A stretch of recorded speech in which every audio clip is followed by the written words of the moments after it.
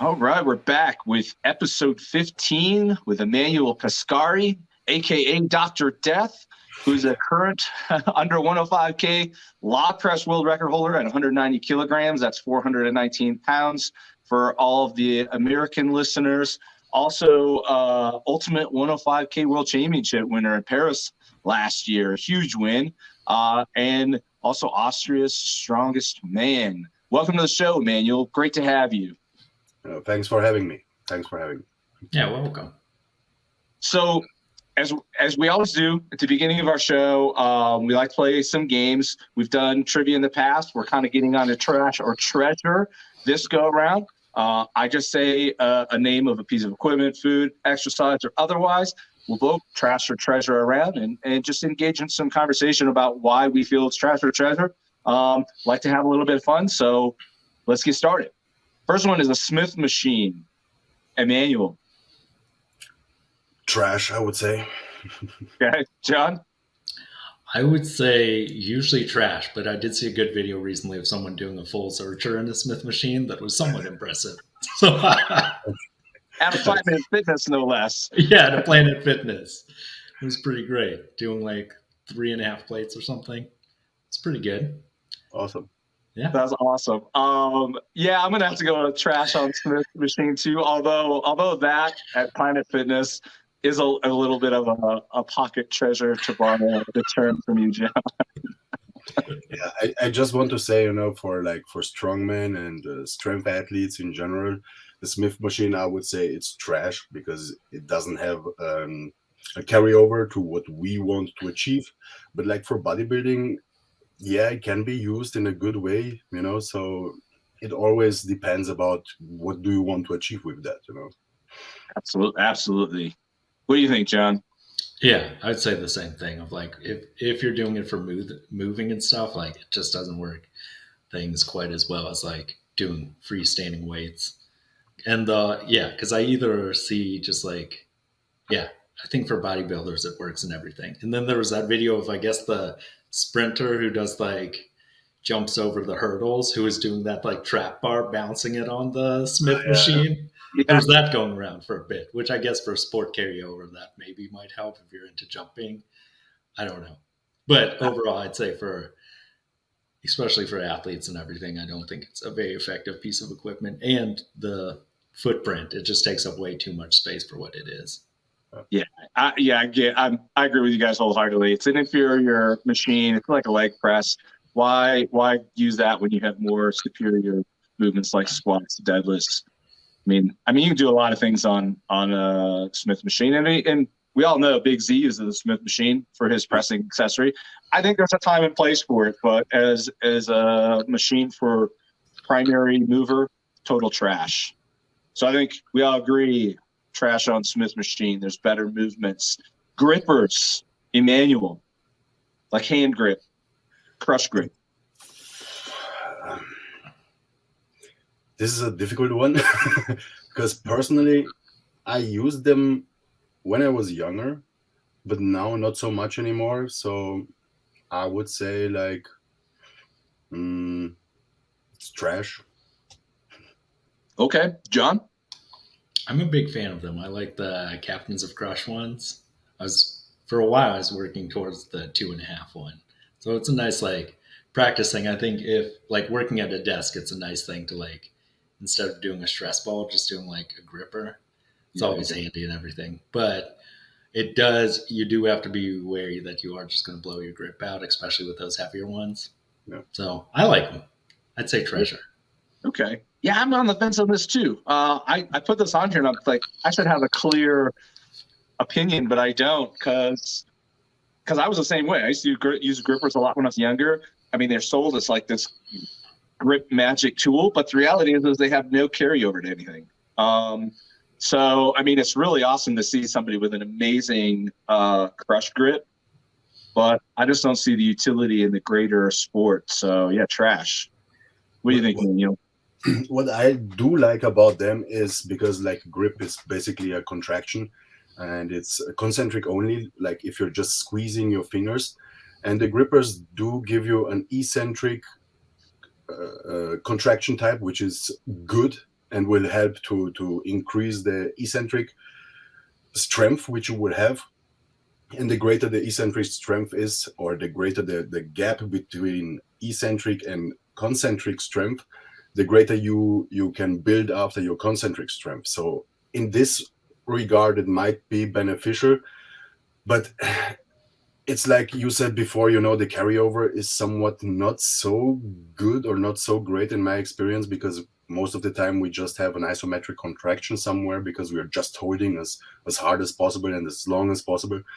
So yeah, I would still go with trash. John, any other thoughts? Yeah, I just like it because it is it's a pocket treasure. You can just carry it around. I keep one in my glove compartment. It's a nice thing for traffic and everything. And I think it has some carryover to grip. I just haven't been doing it as much because I used to do it at my desk all the time. Tried to do little sets of 10 throughout the day. And I did get to the point where I could double overhand an axle with 3 plates, which was pretty decent. So, but it's faded now. So that's so the reason there's usually no carryover, like we're talking about double overhand axle, isometric holds on farmers, that is thumb limited, right? I'm trying to find the center of my camera here. Where the grip does not actually train your thumb whatsoever. So grip that is actually functional in the real world, and even in sports and strongman and powerlifting, perhaps weightlifting, is that thumb limitation. So functional quality grip strength training has got to include the thumb. So yeah, I'm sticking with trash. It looks like 2-1. Grippers are trash. All right. Sauna suit. Emanuel. I never used them, to be honest. I know there is some research out there which goes in the direction that it's helpful, but because I don't have any experience with them, I didn't work with them, or I don't know anyone who worked with them, so I can't say much. So yeah, I would just go with trash. Okay, fair enough. John? Yeah, I haven't actually had very much experience with it, and everyone I see when they're doing water cuts relies on other things. So I don't know I don't know. I haven't seen many people use them, and I haven't used it personally. So I would lean towards trash. I have done many cuts from 115, 116 kilos down to under 105. And I use a combination of tactics. When I'm that heavy, I have that big of a cut, I'll do water loads, and then I'll sweat. And sweating without a sauna suit in a sauna is night and day for me. I can lose double the body weight with a sauna suit on versus without. So I'm a big fan for water cuts. Huge treasure if you're a weight class athlete and you're making big cuts. Emanuel, you said you haven't really used them, so you may not have a lot of feedback.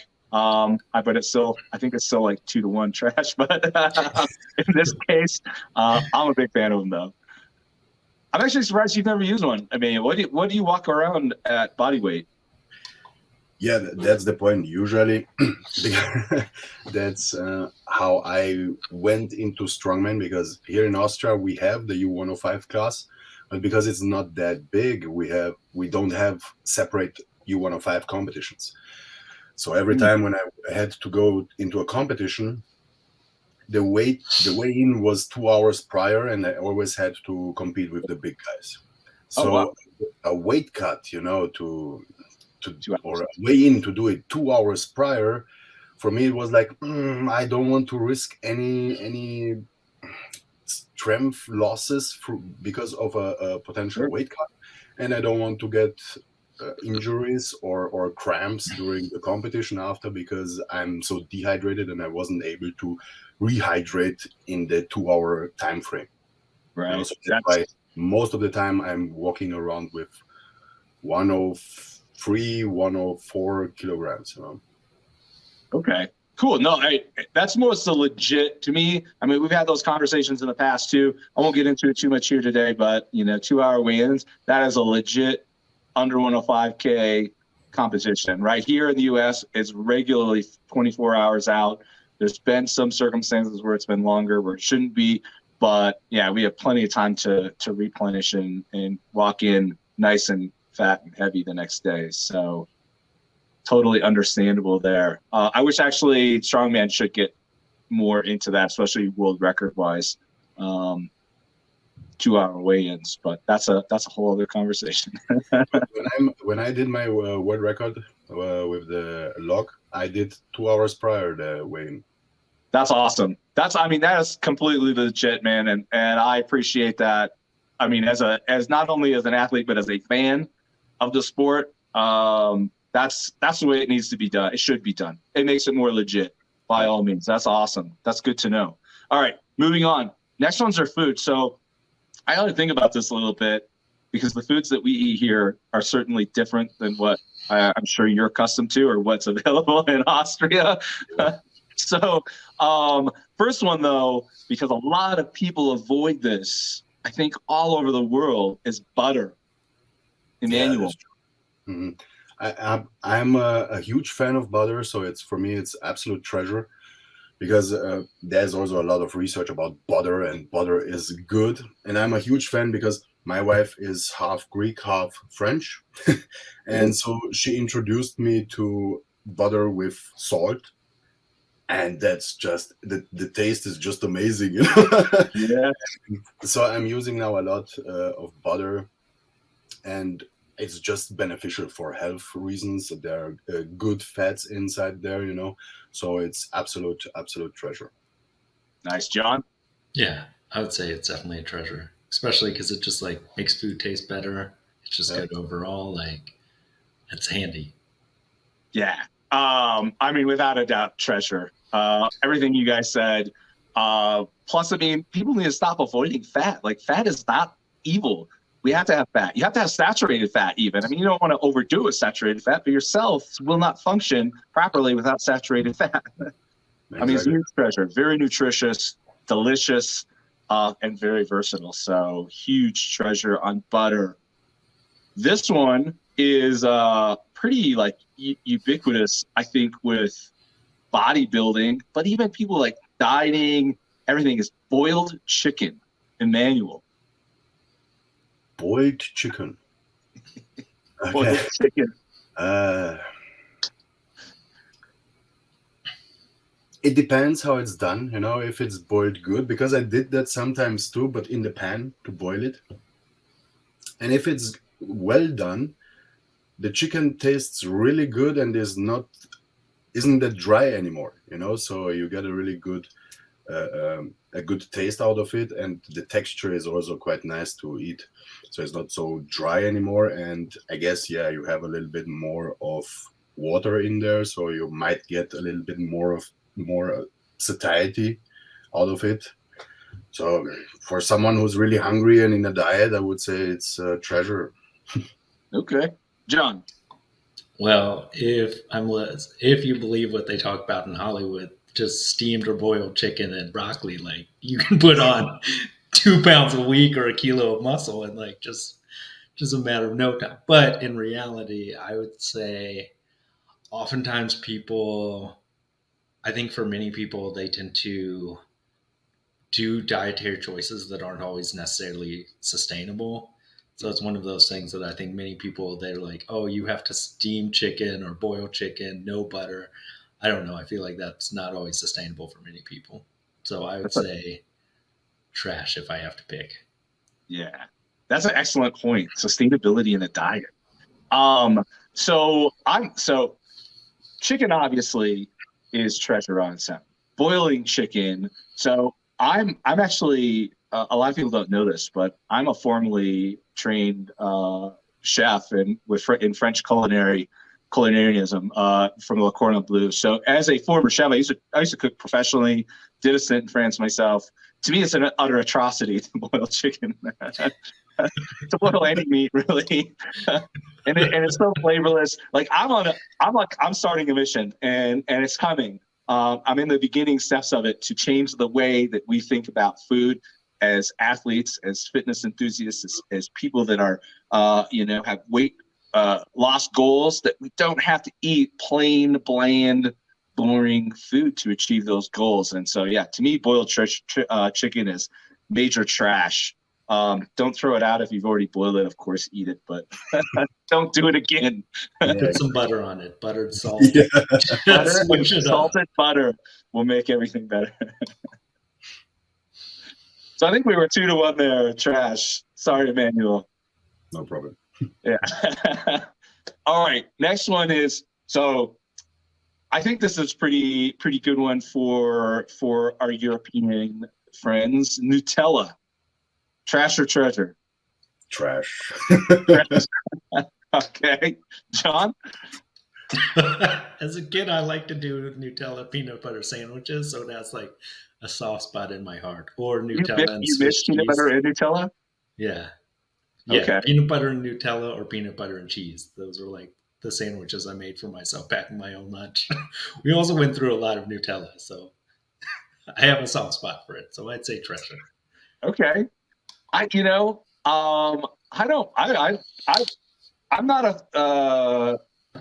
one of those people that thinks that seed oils are unequivocally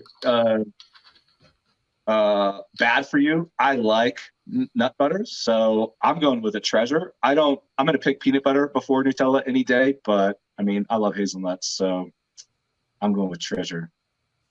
Why do you think it's trash, man? That was like total opposite response that I figured I would have heard from you.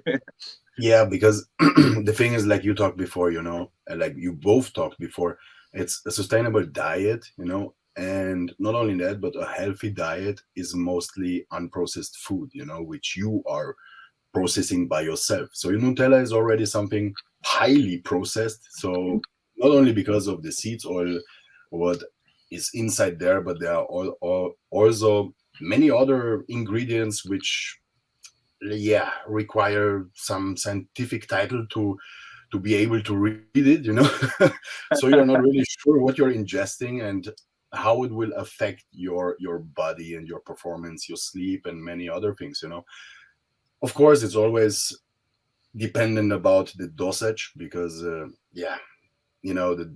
how is the saying, the dosage makes the poison or something like that. Mm-hmm.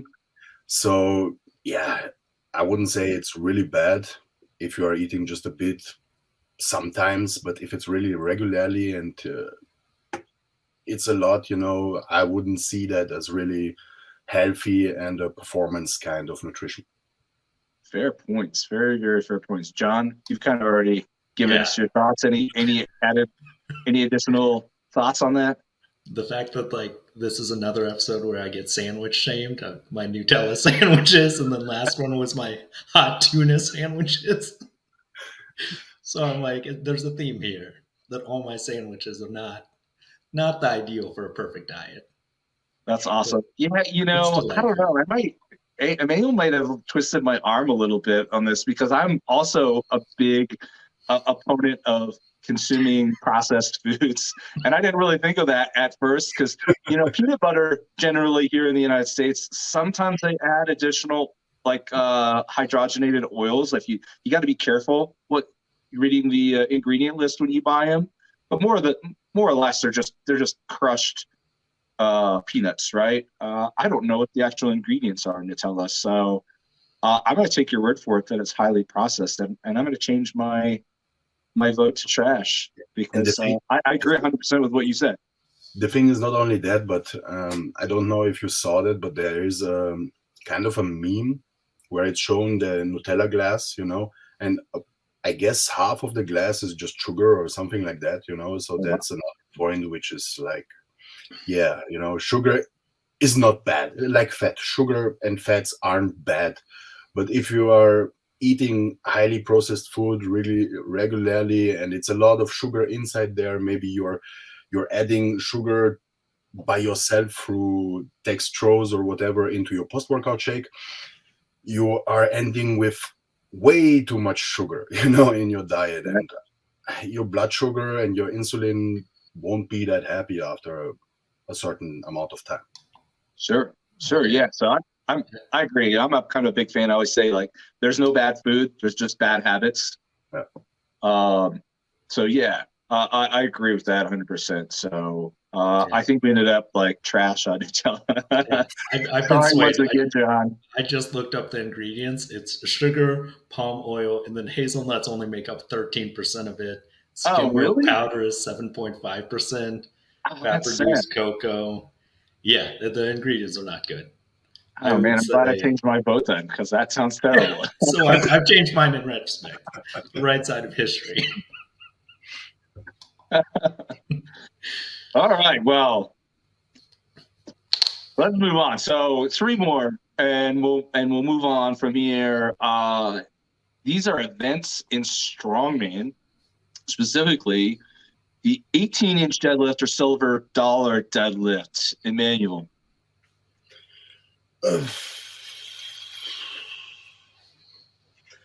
That's a difficult one.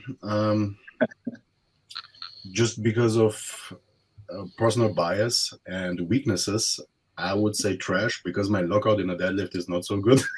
So Fair enough. I'm working on it. But yeah, I would go with trash. And Okay. those are not a really high range of motion to lift off, So if there are even some events where it's even higher. So where you're pulling just a few inches, So yeah, I don't know what kind of feat of strength that is, Yeah. Now there's somebody, I think out of the UK, that's doing a 21-inch world record event. John.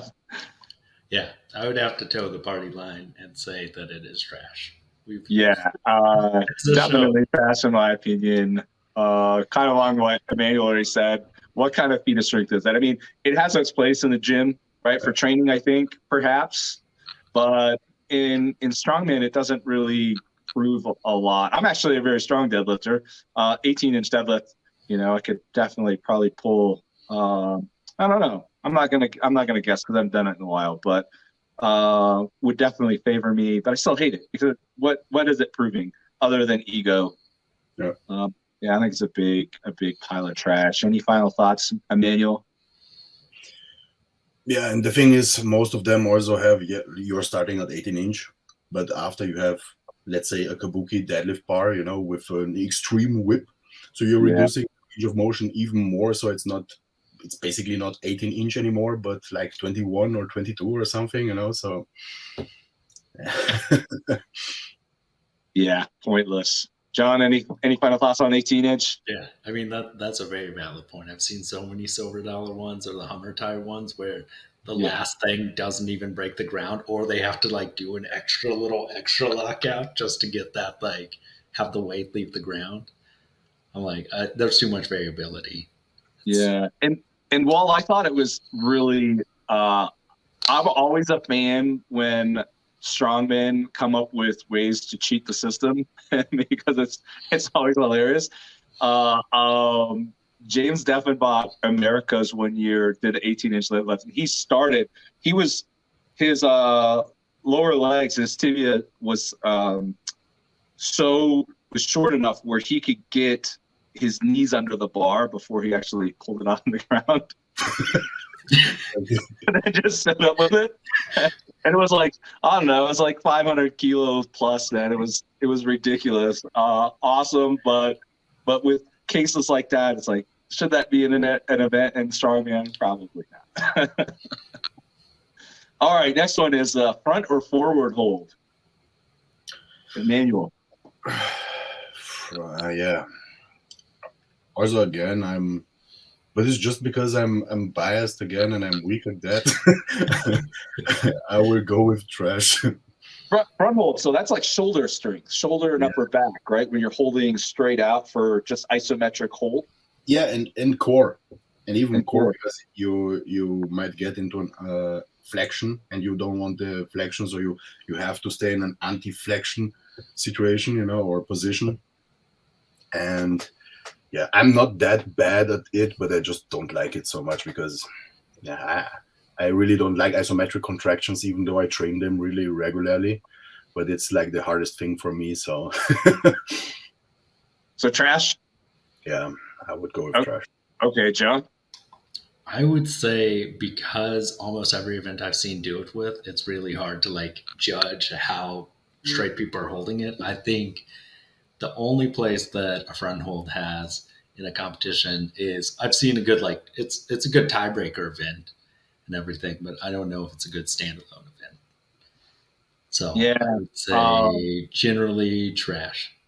Generally trash. I'm in the trash uh, side too. I'm also very biased because I'm absolutely that's my worst event by far, and I think it's boring. It's the most boring event to watch, and like John said too. I mean, it's so hard to judge. They have all kinds of like I've done one. Even you had to keep your butt on the bar, and my butt is on the bar, and the judge still like called me, and you have video from the side showing that my ass never left the bar, and I still got like time's up command or whatever. So yeah, I hate it. It's a terrible move. Any other thoughts on it, Emmanuel? No, not really. No, John. I would say if you're going to test like a timed hold thing, I think a timed farmer's carry hold is much better for event planners out there. If you have to Yeah, do a hold, for I like grip that wise, one. yeah, Yeah. for sure. All right, last one. Bag toss over a bar. So the toss over the bar. I think that's treasure. Okay. John? I will put personal bias and lack of competency aside and say that it's a treasure, but I am just terrible at like I don't know. I just don't get the directions very well. It's a hard one. But I'd say it's a treasure. It's a good one. Yeah. I think it's a huge treasure. Emmanuel, what are your thoughts? Yeah, I think it's a really nice event to watch, and it's also kind of a fast one because most of the time you have more bags and usually each bag gets heavier and heavier. And it just shows speed and explosiveness and power. You have to have a really strong and powerful triple extension. Of course, you should master the technical skill requirement of the event. If not, the implement will fly anywhere. Or I happened to fly myself backwards while the sandbag flew in front of me because I lost it out of my hands. Yep, I've done that. But yeah, it's a really nice event for power and even agility to some extent because you have to run forward, backward. You have to look like decision making, kind in a like in a sport, like in a field sport. You have to make fast decisions. Okay, where do I have to step? How far? When do I have to release or to open my hands? So it's a really nice and treasureful event. Yes. John? Yeah. I would have to say, like, as far as watching it, like, some of the most impressive feats I've seen are the kind of people who, like, if they have them all lined up from the bar, there's like a few guys I've seen who can just run up to the bag, throw it, and they don't even watch. They just go to the next one because they know they can do it. And nothing, that's really impressive to watch these guys who don't even have to, like, run to the bar or judge it. They're like, I just know I got it. Like, I think I saw one event at the Austin Convention Center where the guy was almost getting it up to the rafters. So he didn't even have to look behind him to see if it went over. He was like, and just did everyone in a row, I think up to like 70 pounds or something. It was super impressive. Yeah. So big fan of that. Yeah, agreed. I think it's to be a complete disciplinary competition. I think covering all major disciplines. I think throwing should be in most competitions because it shows athleticism, it shows agility, it shows explosiveness, which are very, very important. I think for a well-rounded athlete to be able to demonstrate. So I'm a huge fan of big toss. Definitely one of my favorite events, hands down. So treasure on that. That was fun, guys. Let's move on. Let's talk about you, Manuel.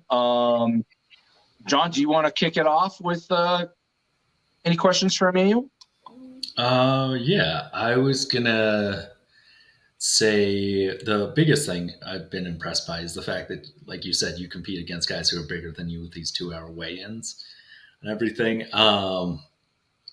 What how do you plan your training or something for like that for going against guys who are substantially larger?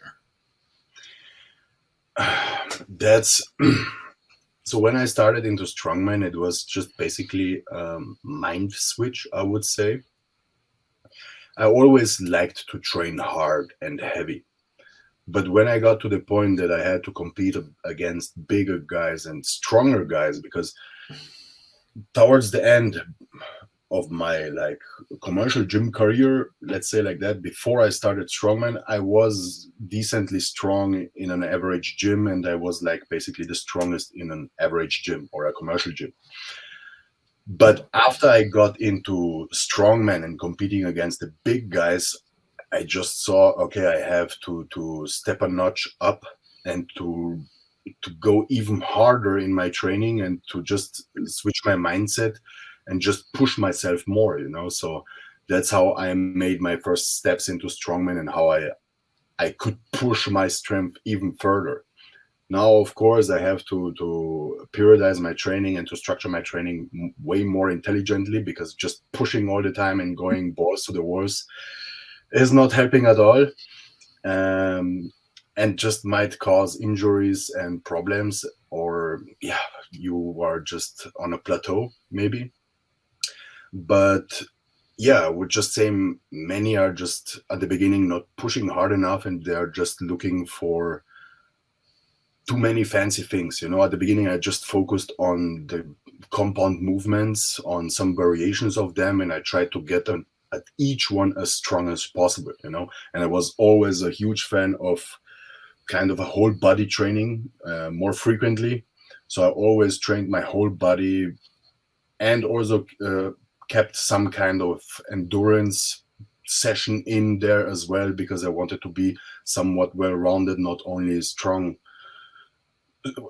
as possible, but also endurant and athletic to some extent, you know. So that's how I was thinking and how I got into strongman, and to be able to compete against these big guys. And of course, yeah, training with them, with a lot of them, you know, it's always a fun experience, because you're seeing they're moving heavier weights, they're pushing more than you and stuff like that, and it's just motivating to keep up with them, and yeah, them screaming at you to give a bit more effort, you know. That just motivates the hell out of you. So that's how I got to that.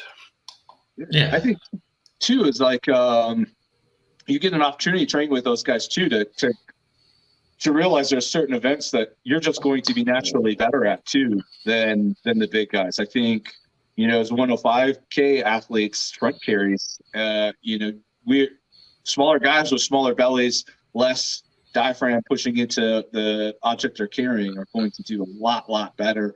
The endurance is going to be better. So there's always a place for 105K guys, I think, against the open class. And I'm always been kind of a big firm believer that if you want to be a really great weight class athlete, 105, you should be competing against the open class guys as often as possible and pushing yourself.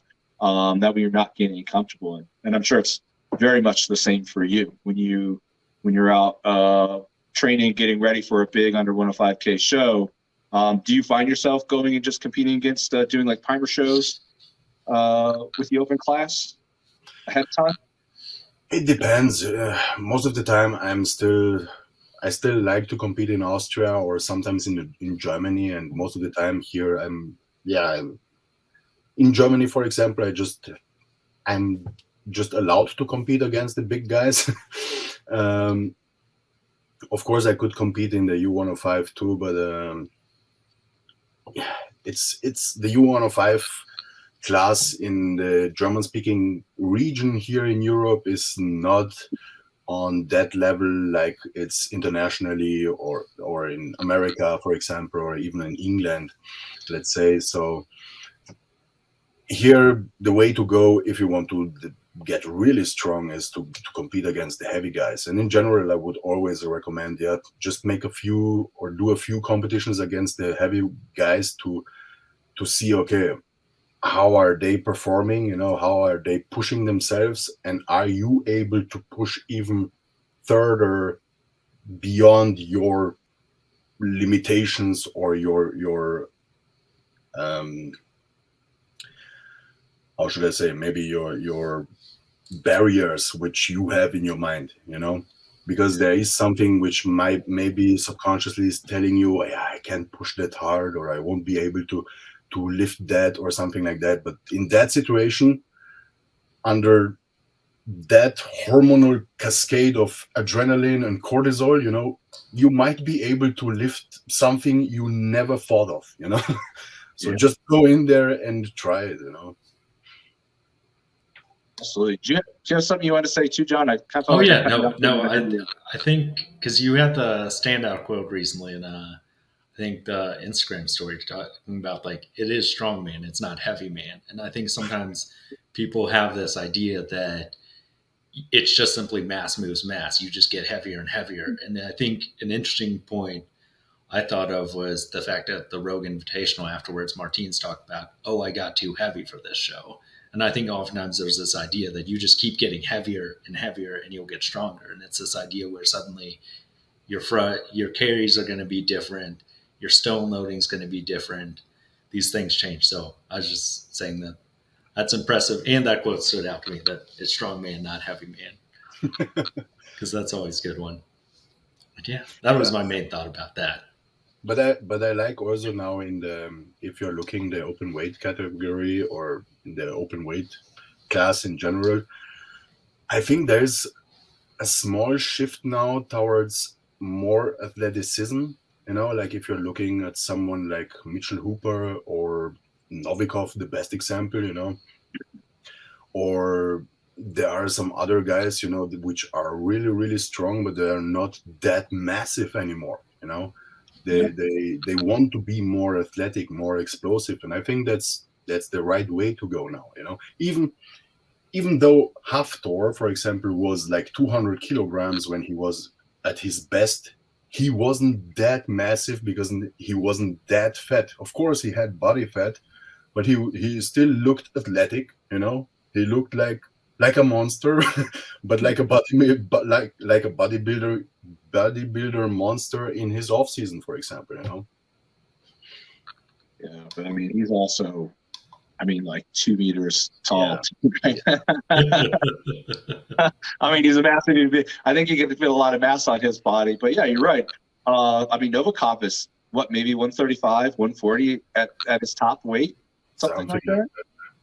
And so I think the old thought process that Baker was better is slowly coming around. People are understanding that fat mass doesn't contract; it's useless. I mean, there may be some events where that extra weight helps, like a truck pull or something, but to be fast and agile, not counting Big Z, because I mean, even when he was probably at his most rotund, he was a very agile man.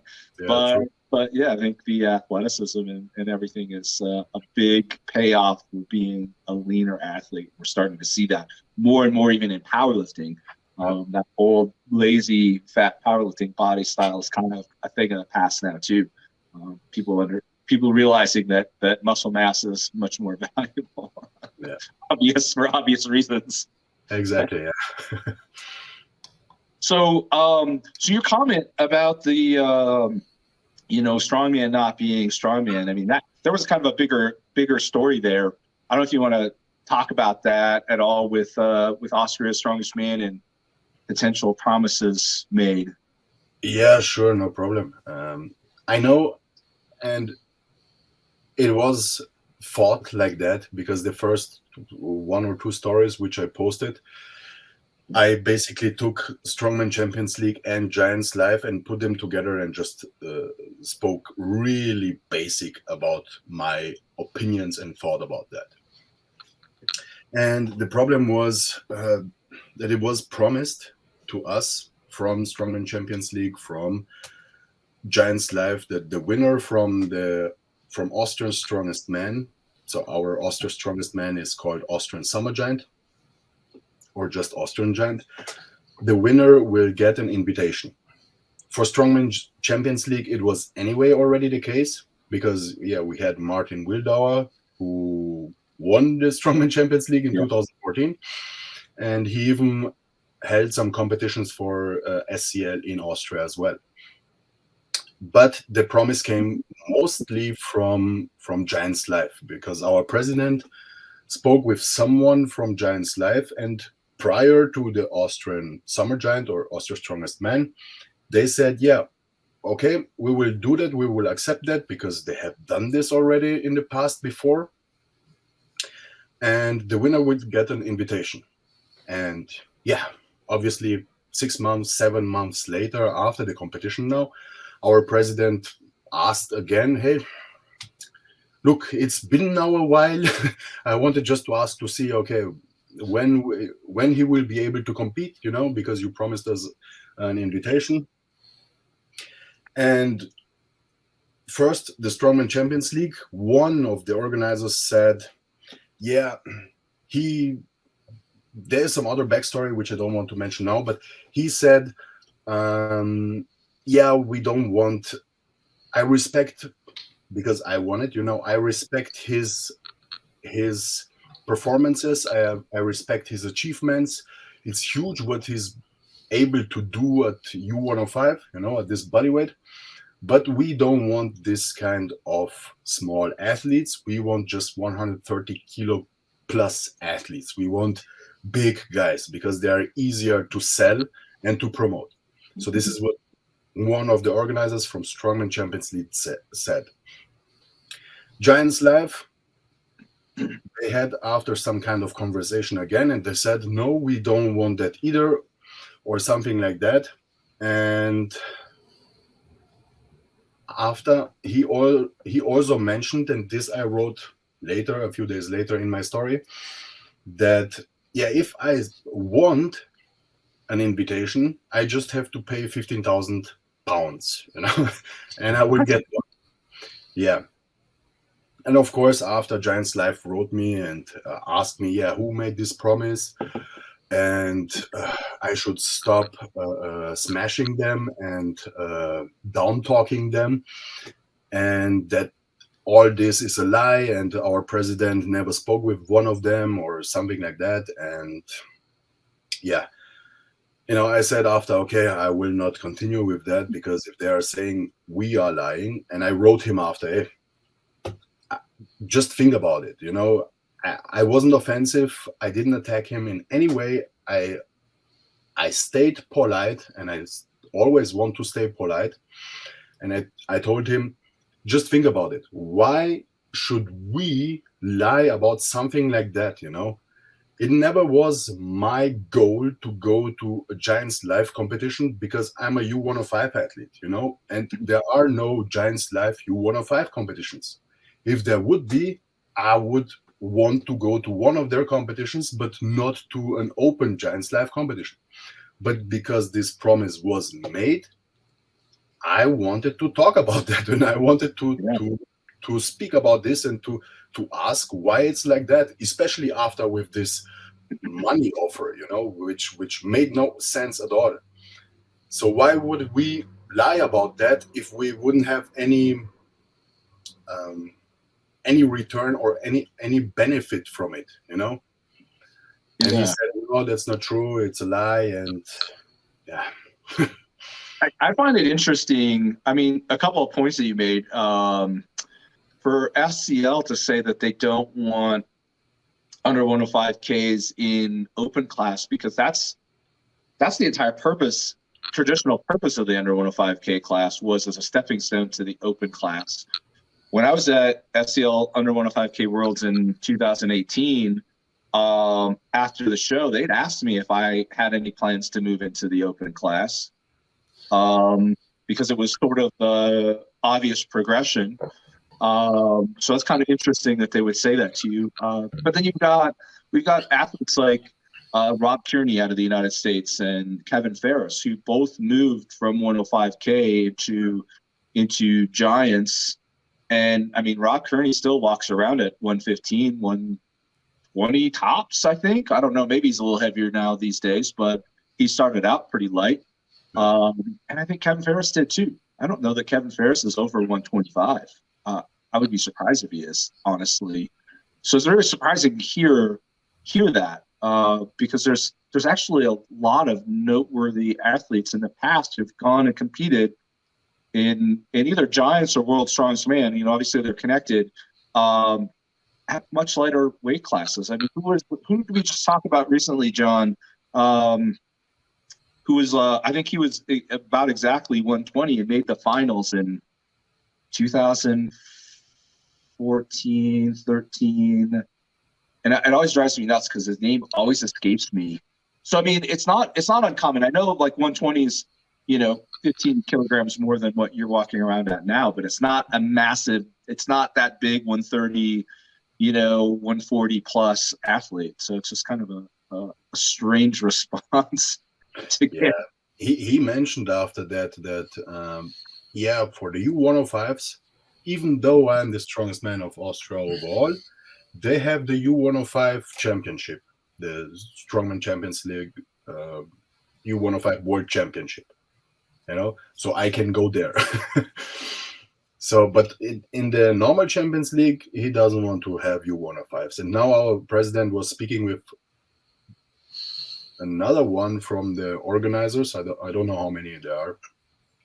And he said, okay, this one is a bit different. And he is more interested in that. And he thinks it would be beneficial for them to get me there, because it would, how should I say, it would be easier to promote me because I look a bit more athletic than most of them when I'm in competition shape.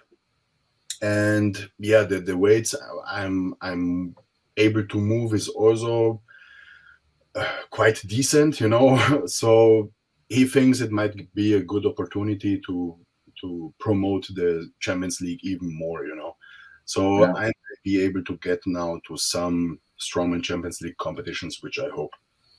Yeah, it's still on. I actually got invited to the Imatra Strongman Showdown too in 2019, I think it was, and I was walking around about 210 kilograms then.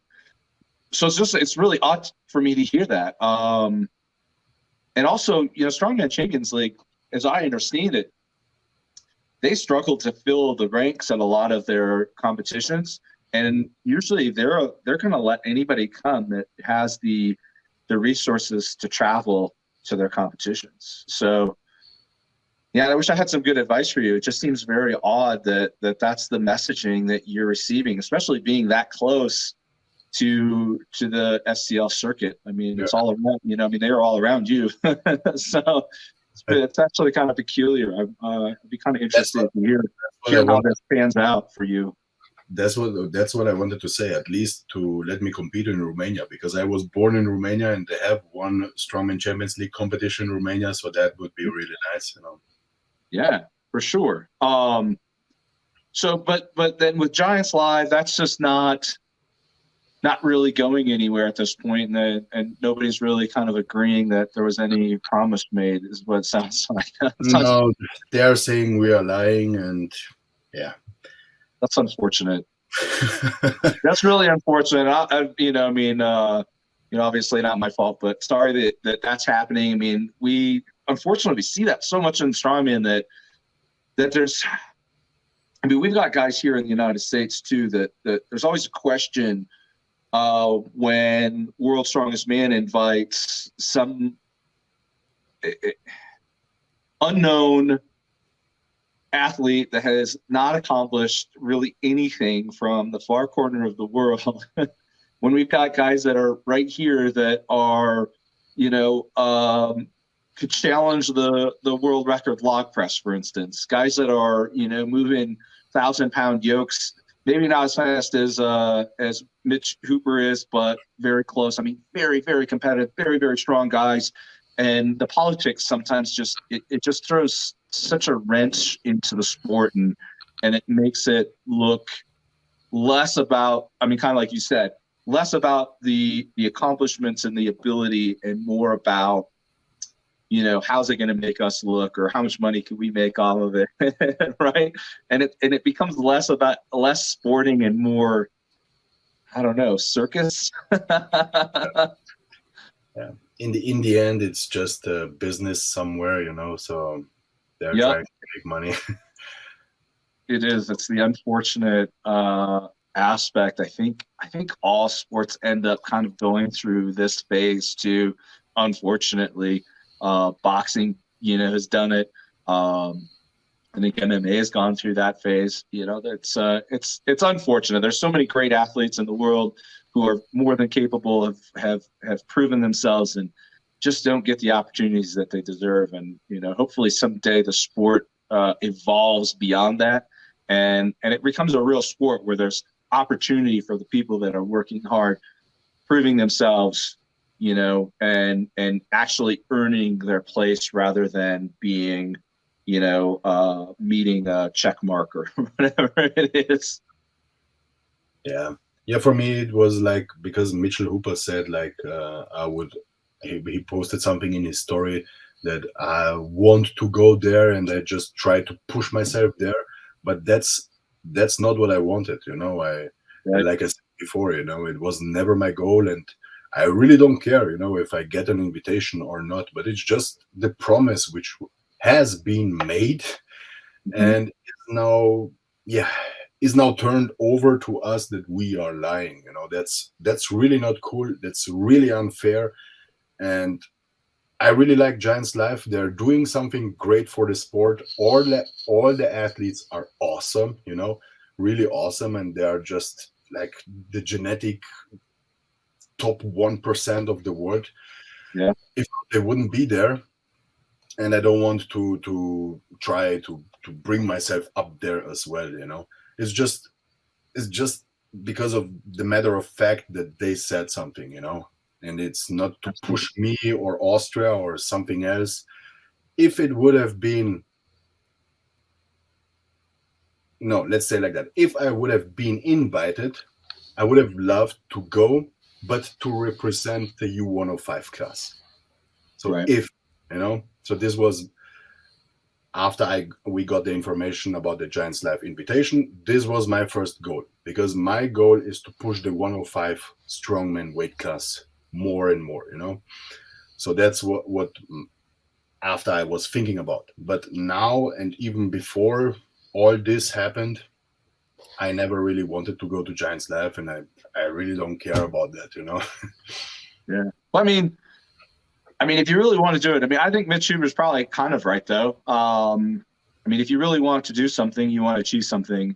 You never give up, right? That's kind of, that being an athlete itself, right? You got to fail a few times before you succeed, and if you really really want something, you just keep pushing and pushing and pushing, and um, you know, maybe it will happen eventually, and you'll get the opportunity to compete against the open classes and under 105K and represent and show the world what under 105K athletes are truly capable of. Because your log press is world class. There's a lot of open class athletes that are competing at Giants right now, even world strongest man, that cannot achieve that. So that's a huge feather in your cap, man. Thank you very much. Yeah. Yeah, I was thinking one thing that this kind of brings up, and it's come up before, of like a lot of times there's a lot of ambiguity of how you get to these top level shows because there is no like one set way.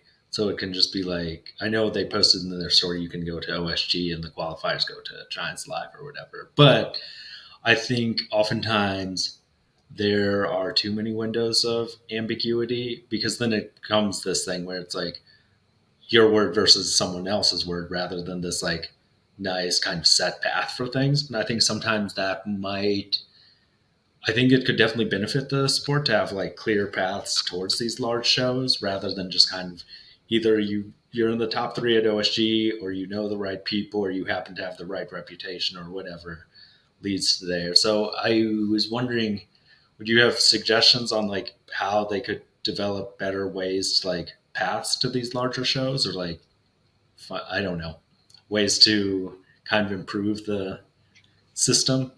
It's difficult, and it's funny you mentioned that because yeah, Giants Life at the beginning he wrote me, yeah, to get an official invitation you have to go to OSG and podium on the heavyweight class, you know, to make top three.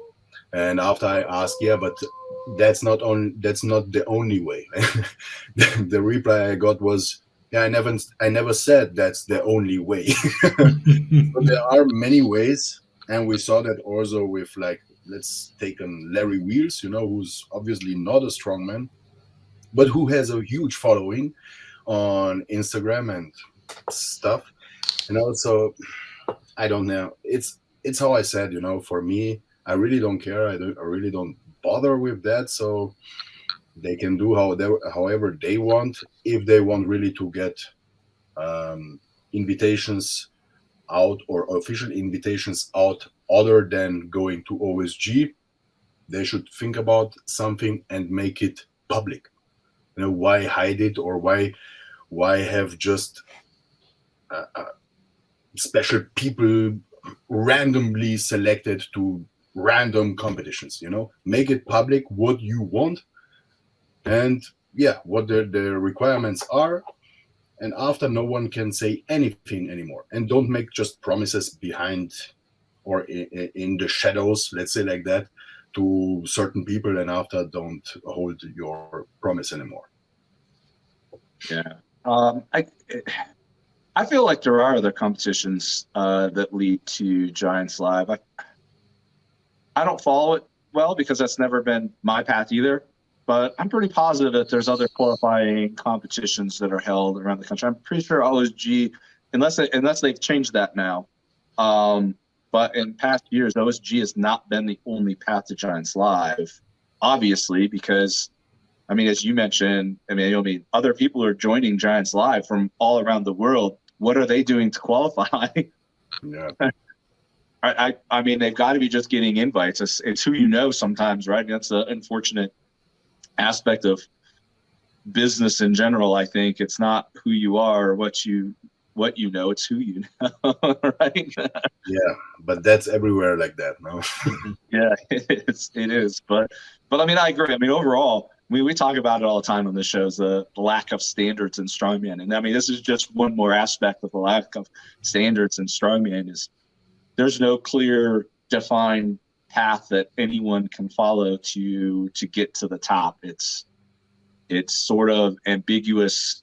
People, get in. I mean, like Larry Wheels, like he just knew Thor, right? I think that's how he got the invite to the Loglet Championship, and that pissed a lot of people off too, because there's other guys that had much better. I mean, they've been training their asses off for years for that opportunity, and they were passed up for the guy that's got, I don't even know how many follows he has anymore. I don't follow him very close these days, but it was a moneymaker. That's all it was.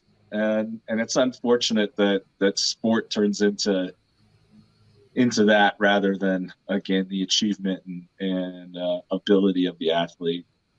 Yeah, but I think if you're going down this route, it's like really going down the rabbit hole, because let's take the Olympics. The Olympics are held every 4 years, but every time somewhere else. Mm-hmm. OSG every year, but every time in America. Yeah. Is there some other way to get an OSG qualification? Like if you want to podium on OSG and to get after an invitation to Giants Live, let's say, is there any other way to go to get there, but without going to America, for someone who's living in Europe, Australia, Asia? No, it's just the only route. But that's not fair for the rest of the world. It's fair for the Americans, but not for the rest of the world. Yeah, I mean, even for the United States, I mean, if you live in the northwestern corner of the U.S., it's an expensive 3 days of competition. I mean, you got to stay at the hotel for probably 5 or 6, and flights and everything. I think for me, had I gone this year, I mean, it still probably would have cost me over $2,000 US. I could have flown to Europe and back for cheaper. So you're right, though. I mean, and with the United States through the COVID era, through the whole pandemic, it was really, I think the United States was one of the strictest countries for people getting in from outside of the United States. Because in the first year of Clash on the Coast, none of the European qualifiers could make it into the United States because of the COVID restrictions. And I think it kind of carried over into 21 too. So you're right. I mean, it's really unfair. And as we preach on this show all the time, this is a worldwide international sport. It's not an American sport. And I think in the United States, we get very siloed in this kind of thought process that it all revolves around us. Unfortunately, I think Americans feel everything revolves around them no matter what. But it's an international sport, and it's got to be fair for everybody. And you're 100. I mean, you hit the target right bullseye. That there needs to be opportunities. It's got to be fair. If we're going to be a sport, and World's Strongest Man is actually, I think, going to be back here in Florida again for the third time, which is, I don't understand, because that used to be a traveling competition all over the world as well. But yeah, things have got to change. I think if it's going to be classified as a sport, as a true sport, there's got to be some standards and fairness and better practices, because this is, like you said, Emanuel, it's going down the rabbit hole. That's what I like, for example, about the Ultimate Strongman, because even though it's mostly European, let's say like that, our president, especially for the U105s now, he is open to expand, especially the World Championship is like, he wants it to have it every time somewhere else, not only in Ukraine. He had it in Ukraine, I think only 2 or 3 times, but 1 or 2 times it was in Czech Republic. After it was now in Paris, for example, and he's always looking to bring it somewhere else. I don't know if they did it last year or they are doing it this year, but they will do or did a new 105 competition, Ultimate Strongman, in Brazil. Oh, wow. Nice. So he is really trying to grow this sport, especially the U105 class, and to expand his federation, of course, to some extent, but to get everywhere.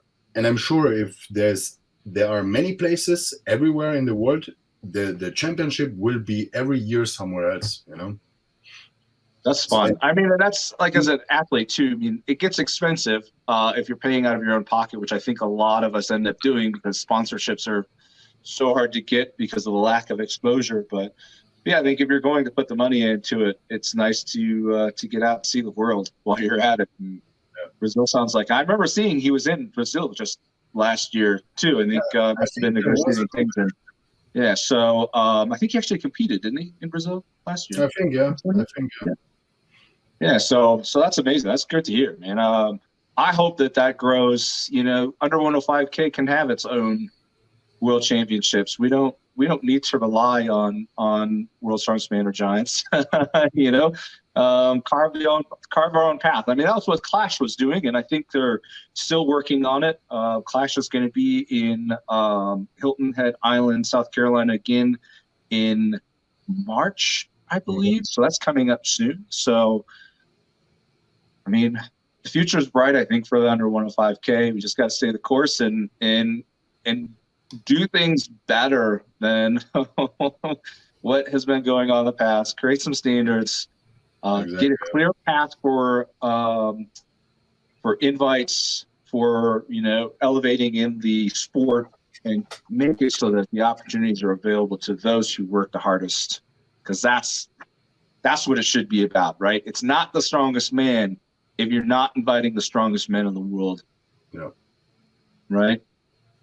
So we're about on our hour mark. We usually like to keep these about an hour, Emanuel. Any closing thoughts from you before we call it a night for you and a day for us? No, not really. It was fun. Where can everyone find you on the socials?